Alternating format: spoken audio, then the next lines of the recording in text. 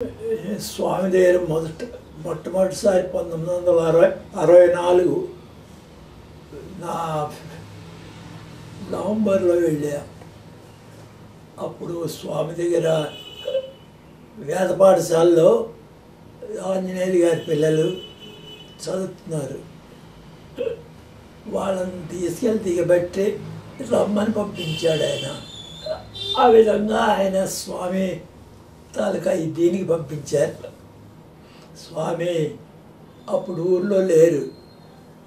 అయినా కూడా వెళ్ళి ఆ పిల్లాన్ని ఆ వేద పాఠశాలలో జాయిన్ చేసి తర్వాత ఒక రెండు మూడు రోజులు ఉండి వెళ్ళిపోచ్చాం.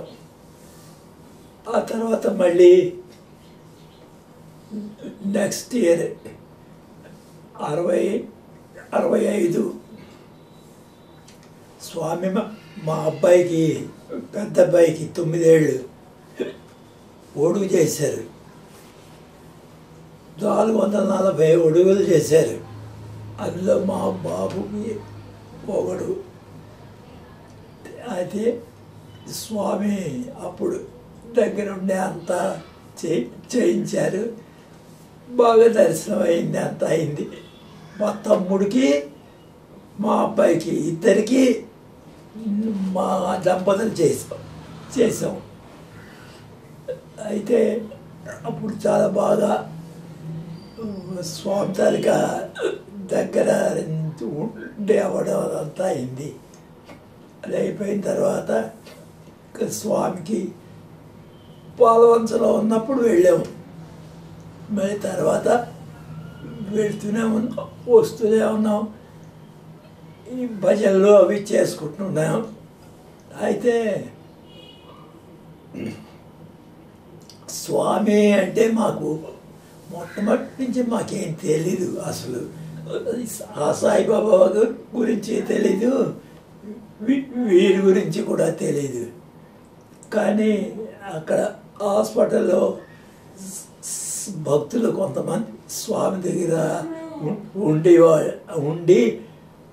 అక్కడ అవన్నీ చూసి వచ్చిన వాళ్ళు, తెలిసిన వాళ్ళు, బాగా తెలిసిన ఉన్నారు. వాళ్ళ తరఫు నుంచి అక్కడ చేసినాం. చేసిన తర్వాత మళ్ళీ మాకు అక్కడికి వెళ్ళే అవకాశం చాలాసార్లు జరిగింది. అయితే స్వామి మాత్రం ఎక్కువ మాట్లాడరు, చూసేవారు అంతే. ఇట్లా చూసేవారు, వెళ్ళిపోయేవారు అంతే. స్వామి చూపులోనే మొత్తం మాట్లాడుతున్నట్టే ఉండేది. అంతే, అదే అంటే అది ఇంక వేరే ఏమీ లేవు. మనం స్వామితో మాట్లాడాలి, ఏముంటాయి, నమస్కారం చేయడం అంతే. అది అయిన తర్వాత స్వామికి ఈ కార్యక్రమాలు చేయడంలోని దాంట్లో మా శాశక్తిలో మా ఫ్యామిలీ మొత్తం ఇన్వాల్వ్ అయ్యేవాడు. మొత్తం అంతా ఇచ్చేసేవారు.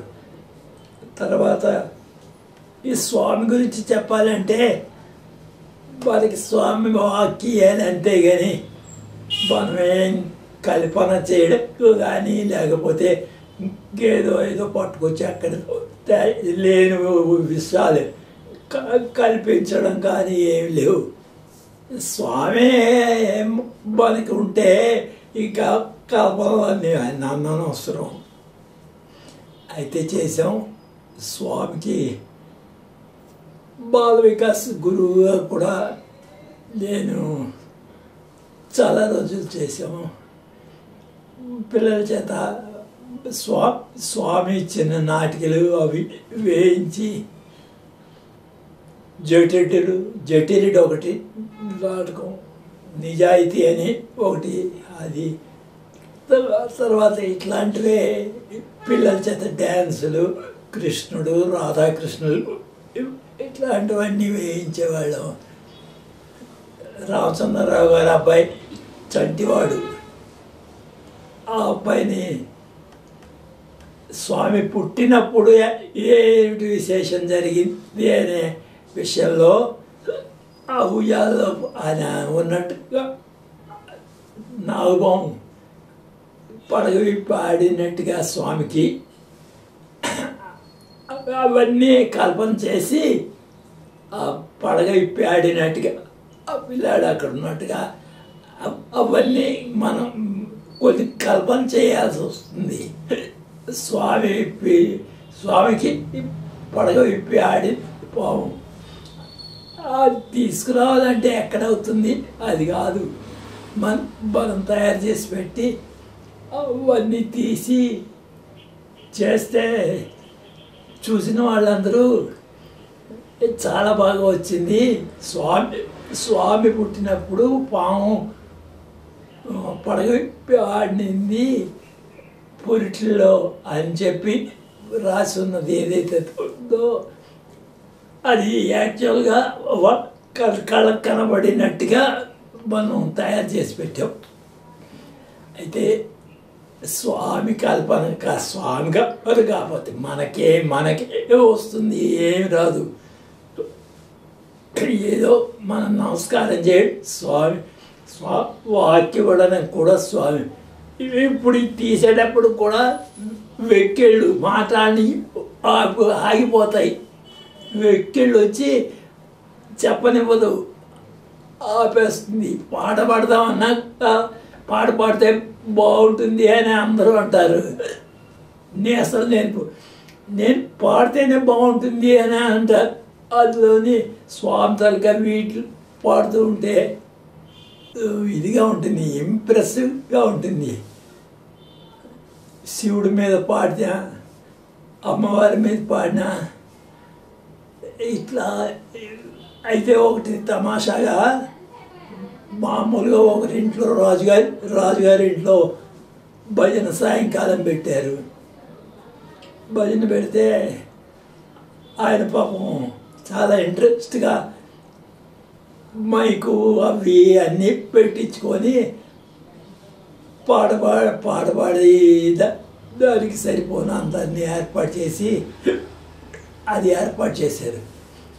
ఏర్పాటు చేస్తే ఒక మహిళ తరఫు నుంచి ఒకటి,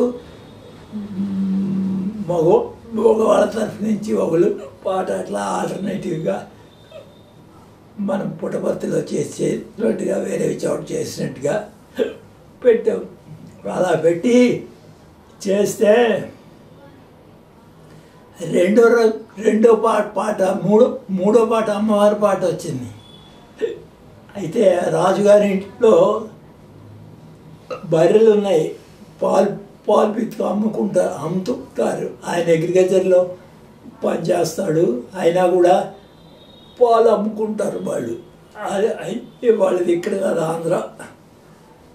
వాళ్ళు రాజులే. అయితే అప్పుడు పాడమంటే గొంతుకున్న వాళ్ళే పాడతారు, మైకు పెట్టడానికి కరెంట్ ఇవ్వలేదు. ఆ పాట పాడడానికి అంబా భవాని జగదంబా భవాని ఈ పాట పాడితే వాళ్ళ ఇంట్లో బర్రెలు ఉన్నాయి కదా, అంబా భవాని అది మీదకి ఎత్తేసరికి వెనక భక్తులందరూ పాడతారు కదా. ఆ పాడుతుంటే బర్రెలు కట్టేసిన 4-5 బర్రెలు కూడా అంబా అని అరవడం మొదలుపెట్టాయి. ఆ పాటలు అంబా అని వస్తున్నది కదా, 4-5 సార్లు వస్తుంది. ఆ పాట పాడితే ఇవి కూడా కోరస్ ఇచ్చినట్టుగా అంబా అంబా అంబా అని అంటే మనం పాడింది దానికి వెనక పాడేవాళ్ళు పాడితే వాళ్ళతో పాటు అమ్మా అని అరవడం మొదలుపెట్టాయి. వాళ్ళకి ఆశ్చర్యం వేస్తుంది, ఏంటి ఇవి కూడా అంబా అని అంటున్నాయి. ఆ పాటకి కోరస్ ఇచ్చినట్టు అనిపిస్తుందంట. అప్పుడు వాళ్ళందరూ రమణ గారు పాడారు అని పాడటం కాదు, అమ్మా అని మనం గొంతుకెత్తి పాడుతూ ఉంటే వాటికి కూడా పాడాలని అనిపించిందేమో మరి తెలియదు. అట్లా అనిపించే అవి అంబా అని అరుస్తున్నాయి. అట్లా చాలా ఇన్సిడెంట్స్లు ఉన్నాయి. తర్వాత ఇక్కడ అమ్మగారి తరఫు నుంచి అమ్మ అంటే అమ్మల పూజించబడే వాళ్ళు ఉన్నారు. వాళ్ళు భజన చేయడానికి పిలిస్తే మేము వెళ్తే ఆ భజన పాడితే ఆవిడన్నీ దాదా భజన చేయడానికి ఎవరు లేరు, మీ ఫ్యామిలీ వరకే ఉన్నారు, కానివ్వండి రమ్మని ఎక్కడ చూస్తారు. అప్పటికప్పుడు కాదు, వాళ్ళే వాడితోనే పాడారు. అయితే శివుడు పాట పాడితే వాళ్ళు అందరికీ ఆవిడకి అనిపించింది, మమ్మల్ని తీసుకుపోయి కైలాసంలో కూర్చోబెట్టి అంత ఆనందంగా అనిపించింది. నువ్వు ఆ పాట పాడుతూ ఉంటే కైలాసంలో ఉన్నట్టే అనిపించింది అని ఆవిడ చెప్తే వీళ్ళందరూ అన్నారు, మీ తాలూకా అది సంస్కారం, మా సంస్కారం మాది కాదు, మీలో ఉన్న సంస్కారం కైలాసంకు తీసుకుపోయింది దాన్ని. అంటే పాటలు కూడా పాడితే ఆనందంగా పాడాలి. 9 ఏళ్ళు వచ్చాయి, ఒడుగు చేయొచ్చు అన్నారు. స్వామి కూడా ఒడుగుకి పేర్లు